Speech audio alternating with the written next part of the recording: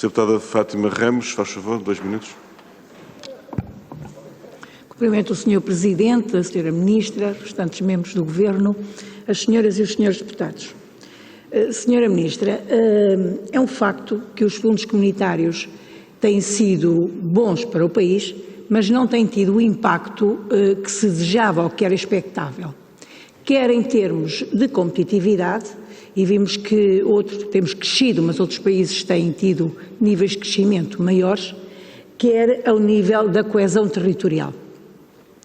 E, para nós, quer a coesão territorial, quer o crescimento económico, são condições fundamentais para que se possa viver melhor em Portugal, para que as pessoas possam ter melhores salários e para que tenhamos um país mais justo. Eu estive em algumas convenções e percebi que existia a ameaça de que o novo programa da competitividade iria ter verbas menores. Eu gostava de saber se é verdade este facto. E, por outro lado, também, num fórum em que participei, que iria existir dificuldade de acesso à inovação produtiva pelas empresas que não são PMEs. Também gostava de saber se de facto é assim, dado que para o país é fundamental termos medidas que apoiem o crescimento económico e a competitividade. Mas, como me preocupo bastante com a coesão territorial, a minha questão e a minha sugestão era a seguinte, Sra. Ministra. Nós temos um interior cada vez mais desertificado e as pessoas abandonam o interior muitas vezes por falta de oportunidades de trabalho, porque querem viver melhor, é justo. Ora, mesmo que a União Europeia esteja a limitar o acesso, por exemplo, às não PME, eu gostava de saber o que é que a Sra. Ministra já fez no sentido de que as empresas maiores, mesmo que fossem apenas a small mid-cap, pudessem ter apoios se investissem nos territórios de baixa densidade. Muito obrigado, Sra. Fátima Ramos. Obrigado. Deputada Márcia Passos, faz favor. Obrigada, Sr. Presidente. Sra. Ministra, Vossa Excelência já demonstrou ter conhecimento da maior coima que foi aplicada por violação do RGPD e que foi aplicada ao Instituto Nacional de Estatística no valor de 4,3 milhões de euros. Mas vir aqui dizer que o INE foi diligente e fez tudo aquilo que devia fazer e que não houve transmissão de dados, permita-me dizer, com todo o respeito, Sra. Ministra, que demonstra desconhecimento daquilo que estamos a falar. É que a questão não é se houve ou se não houve transmissão dos dados dos portugueses. A violação dá-se pelo facto de o INE ter assinado um contrato onde essa violação, onde essa transmissão podia ocorrer. E o contrato tem duas cláusulas, que é a 6.4 e a 7.2, que expressam textualmente esta possibilidade de transmissão de dados, nomeadamente aos Estados Unidos. Eu vou-lhe ler a título de exemplo uma delas. O cliente reconhece e aceita que a prestação do serviço pode exigir o processamento de dados pessoais em países fora da União Europeia, Suíça ou Reino Unido. E na outra diz expressamente que se a Cloudflare transmitir os dados, que enfim, que se obriga a informar e a fazê-lo numa forma minimalista. Portanto, esta situação existia no contrato e eu não posso crer, o contrato estava em inglês, esta que eu li é naturalmente uma tradução, mas eu não posso crer que o Instituto Nacional de Estatística não tenha lido o contrato e não tenha conhecimento daquilo que estava a assinar.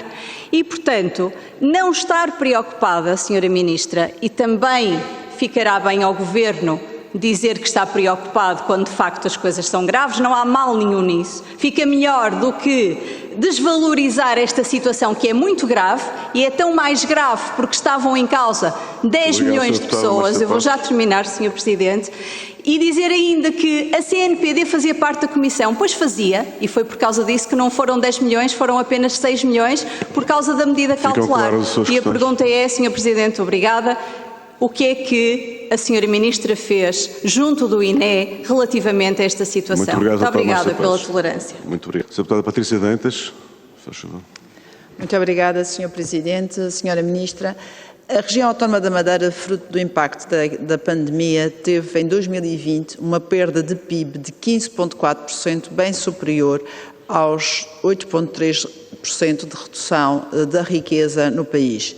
Esta situação foi inclusive reconhecida numa recomendação do Conselho Europeu de maio de 2020, onde é mencionado que as consequências socioeconómicas da pandemia irão repartir-se de forma desigual entre as regiões portuguesas, em especial nas regiões fortemente dependentes do turismo, como o Algarve, e as regiões ultraperiféricas da Madeira e dos Açores. Também num parecer de dezembro de 2020 do Comitê das Regiões, que recorda a vulnerabilidade das regiões ultraperiféricas muito agravadas pela pandemia. Face ao exposto e depois de uma alocação de 5% dos 16,6 mil milhões de euros garantidos no Plano de Recuperação e Resiliência à região autónoma da Madeira e dado que Portugal vai receber o adicional de 1,6 mil milhões de subvenção, as minhas questões vão no sentido de saber se a Sra. Ministra nos pode informar sobre se a afetação à região autónoma da Madeira da nova dotação, digamos assim, respeitará o compromisso e a proporção inicial dos 5% do PRR, se a afetação será restrita às mesmas componentes, objetivos e investimentos inicialmente aprovados, ou, se pelo contrário, a região poderá contar com outras tipologias de investimento a realizar noutras áreas. Questiono-lhe isso porque, pois, as informações às entidades regionais sobre os desenvolvimentos deste assunto são escassas, desconhecem-se prazos, montantes, afetações e condicionantes e temos que reconhecer a necessidade de quanto mais rapidamente essa informação for conhecida dos organismos responsáveis,